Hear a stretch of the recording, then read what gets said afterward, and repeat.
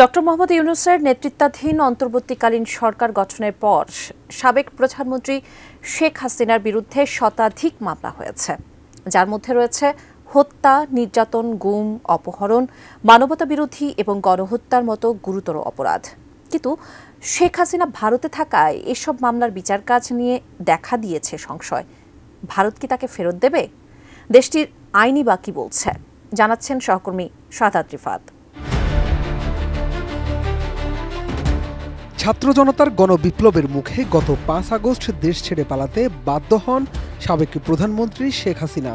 তবে ভারতে পালানোর আগে ছাত্র জনতার বিপ্লব ঠেকাতে সর্বশক্তি প্রয়োগ করেন শেখ হাসিনা। এতে নিহত হয়েছে ৮০০-র অধিক মানুষ। এদিকে ডক্টর মোহাম্মদ ইউনূসের নেতৃত্বাধীন অন্তর্বর্তীকালীন সরকার গঠনের পর শেখ হাসিনার বিরুদ্ধে সারা দেশে একের পর এক মামলা হচ্ছে। হত্যা, নির্যাতন, গুম, অপহরণ সহ এসব মামলার সংখ্যা ছাড়িয়েছে শতাধিক। ছাত্র জনতাকে হত্যার অপরাধের বিচার করতে এখন দেশে ফেরত আনার দাবি উঠেছে। কিন্তু ভারত কি তাকে ফেরত দিবে? কি বলছে দেশটির আইন? এই বিষয়টি বিশ্লেষণ করেছে বিশ্লেষণী সংবাদ মাধ্যম দ্য কনভারসেশন। দ্য কনভারসেশন বলছে, ভারত এর আগে শেখ মুজিবুর রহমানের ২ খুনিকে ফেরত দিয়েছে। চাইলে শেখ হাসিনাকেও তারা ফেরত দিতে পারবে, কিন্তু কোন প্রক্রিয়ায় ফেরত দেয়া হবে? বিশ্লেষণে দ্য কনভারসেশন আরও বলছে, হাসিনা পালিয়ে যাওয়ায় এখন তার অনুপস্থিতিতেই আদালত বিচার করতে পারবে, কিন্তু এতে বিচার প্রক্রিয়ায় স্বচ্ছতা নিয়ে প্রশ্ন উঠতে পারে। সবচেয়ে বড় বিষয়টি হলো, বিচার শেষে আদালত যে রায় দিবে সেটি কার্যকর খুবই কঠিন হয়ে পড়বে। ডিজাইন, এলিগেন্স, বিউটি, সেরা পণ্য সবার জন্য জেভিকো। তবে বিচারের মুখোমুখি করতে বাংলাদেশ শেখ হাসিনাকে ফেরত চাইতে পারবে, কারণ ২০১৩ সালে বাংলাদেশ ভারতের মধ্যে একটি প্রত্যর্পণ চুক্তি হয়। ২০১৬ সালে চুক্তিটি সংশোধন করা হয়, যার লক্ষ্য ছিল অপরাধীদের সহজেই যেন ফিরিয়ে আনা যায়।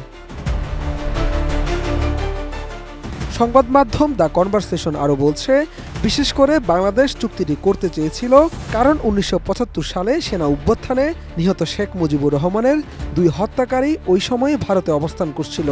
শেখ হাসিনার নেতৃত্বাধীন তৎকালীন সরকার এই দুজনকে ফিরিয়ে ফাঁসিতে ঝোলাতে চেয়েছিল। এছাড়া দণ্ড কার্যকরের ঝুঁকি থাকায় কানাডার মতো কিছু দেশ মৃত্যুদণ্ডপ্রাপ্ত আসামিদের ফেরত দেয় না, কিন্তু ভারতে মৃত্যুদণ্ডের বিধান রয়েছে। ফলে বাংলাদেশে ফিরে শেখ মুজিবুরের হত্যাকারীদের ফাঁসিতে ঝোলানোর ঝুঁকি থাকলেও দুজনকে ২০২০ সালে ফেরত দিয়েছিল ভারত। দ্য কনভারসেশন আরও জানিয়েছে, চুক্তির শর্ত অনুযায়ী কোনো অপরাধে ১ বছরের বেশি সময়ের কারাদণ্ড হলে অপরাধীকে ফেরত দেয়া যাবে এবং অপরাধটি অবশ্যই ২ দেশেই দণ্ডনীয় হতে হবে। হাসিনার বিরুদ্ধে যেসব অভিযোগ তোলা হয়েছে, এসব অভিযোগের বিচার ভারতে করা যায়। শেখ হাসিনার বিরুদ্ধে করা অভিযোগগুলোর শাস্তিও যথেষ্ট হবে, যার অর্থ হাসিনাকে ফেরত দেয়া যাবে। অন্যদিকে চুক্তিতে একটি বিষয় উল্লেখ আছে, সেটি হলো রাজনৈতিক বিবেচনায় কোনো মামলা হলে কাউকে প্রত্যর্পণ করা যাবে না। আর এই বিষয়টি কাজে লাগিয়ে ভারত হাসিনাকে ফেরত দিতে অস্বীকৃতি জানাতে পারে। আবার এই চুক্তিতেই উল্লেখ আছে, হত্যাচেষ্টা, হত্যা, অপহরণ ও হত্যায় উস্কানি দেয়া অপরাধগুলো রাজনৈতিক মামলা হিসেবে বিবেচিত হবে না।